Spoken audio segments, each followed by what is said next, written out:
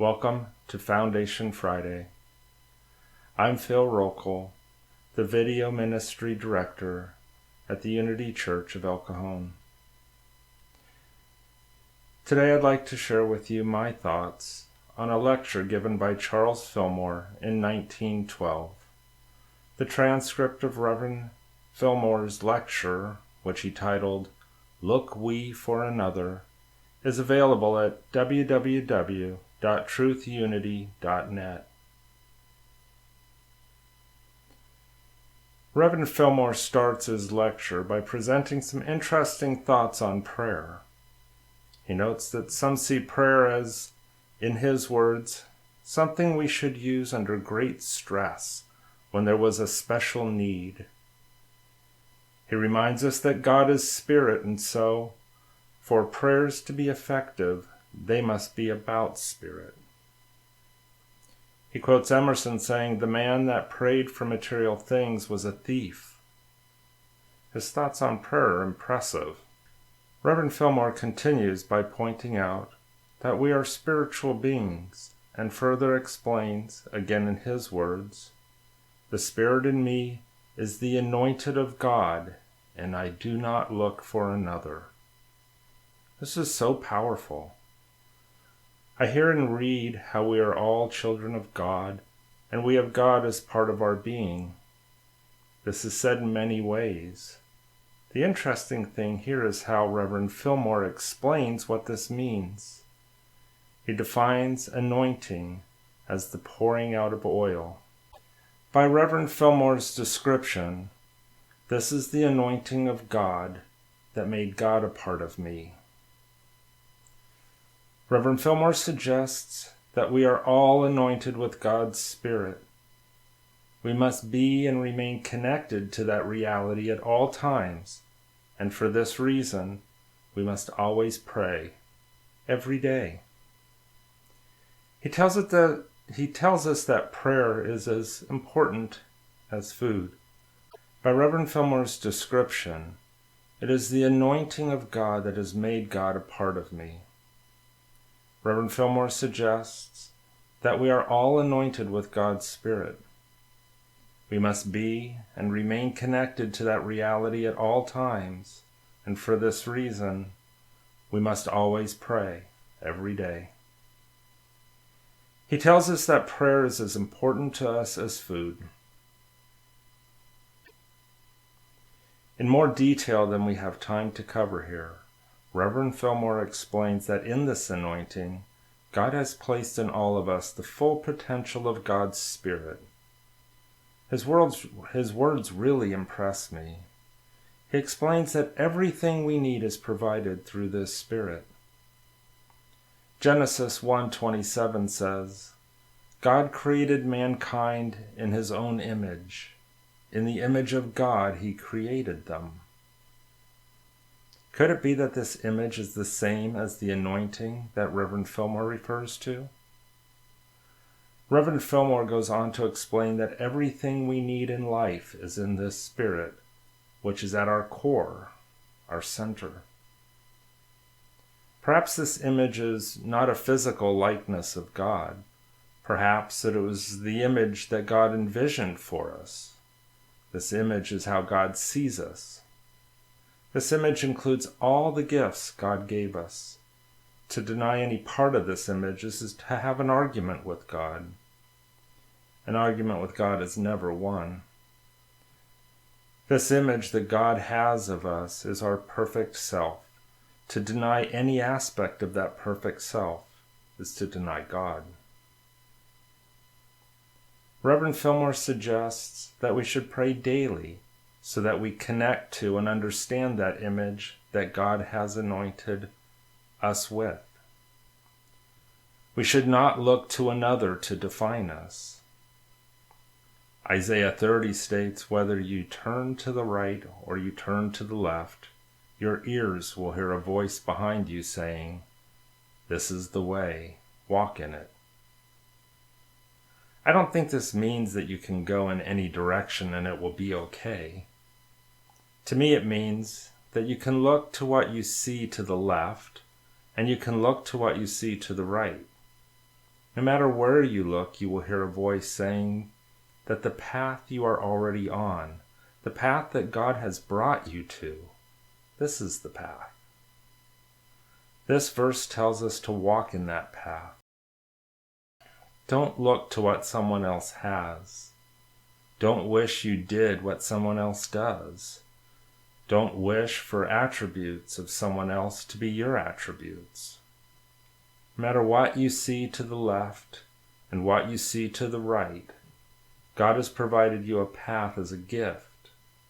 Walk in it, pray in it, know it, love it, and discover the gifts which God has anointed you. This is the path God has given you. In this you are anointed of God. Look we for no other. Fillmore finally explains that when you connect with the God in you, you will find the solutions to your problems. He states, everything in divine order grows from the center to the circumference, that is law. Reverend Fillmore says that all problems are solved from the God in you, the God that lives at your core, at your center. It makes sense that no problem is solved at the extremes. No problem is solved by being drawn away from that which God has intended for you.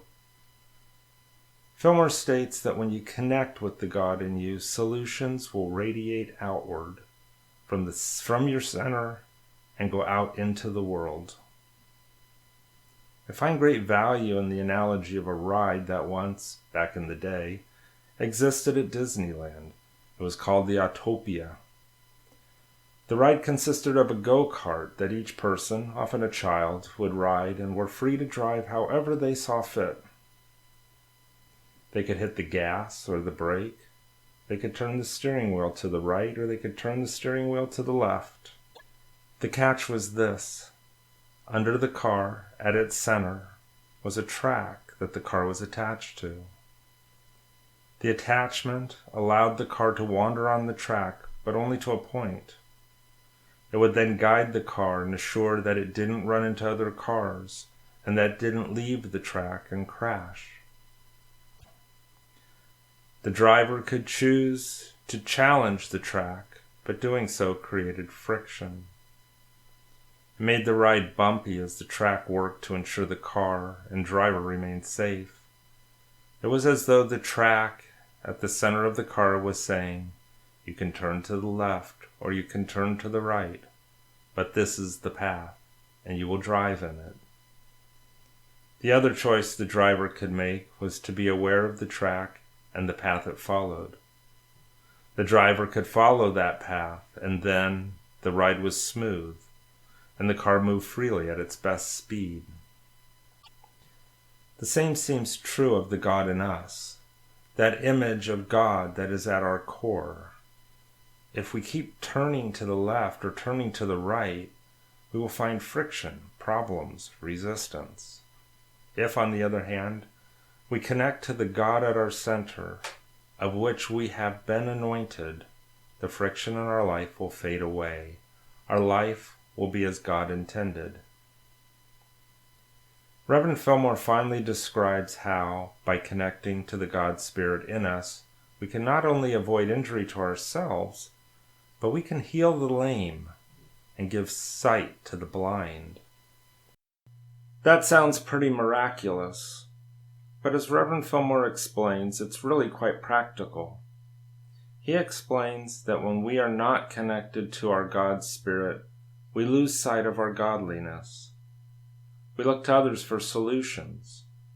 We measure ourselves to others. We worry about what might be said behind our back. We look at and worry about the actions of others. In this state, we become distracted and leave ourselves open to harm. Similar to walking down the street and looking away from our path to see what someone else is doing, we might step right off the curb or trip over something we didn't see. If we connect to our God's Spirit and we allow that to radiate from our center, others will be inspired to do the same, and their eyes will be open to all the possibility that God has anointed them with.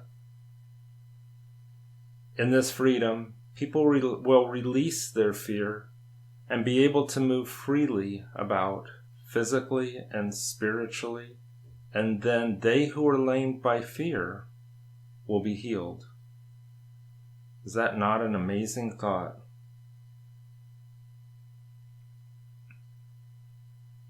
Reverend Fillmore says we should be instant in prayer, so let's do that.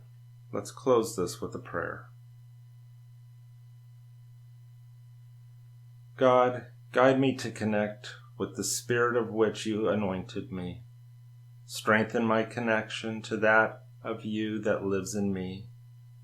Guide me not to seek another, but help me see the beautiful, perfect image that you have of me, for me, at the time of my creation and still to this day. Let peace and love radiate from my center to reach all those whose eyes need open, and to heal all those lamed by fear. In the words of Reverend Charles Fillmore, "But now are the sons of God proclaimed to you, that the last enemy is put away, and you are free. You are free as a son of the living God, and we do not look for another." I highly recommend reading these words of Reverend Fillmore. Blessings. Thank you for joining us, and let's stay connected and grow in spirit. We are on Facebook. Search for Unity Church of El Cajon and follow us and like our posts. You can reach us on YouTube at Unity Church of El Cajon. Please subscribe to our channel, watch our videos, and leave comments which can help us improve. We are on the web at unityofelcajon.org. Email or call our church office to receive our weekly newsletters, which lists all of our activities and opportunities to learn and grow together.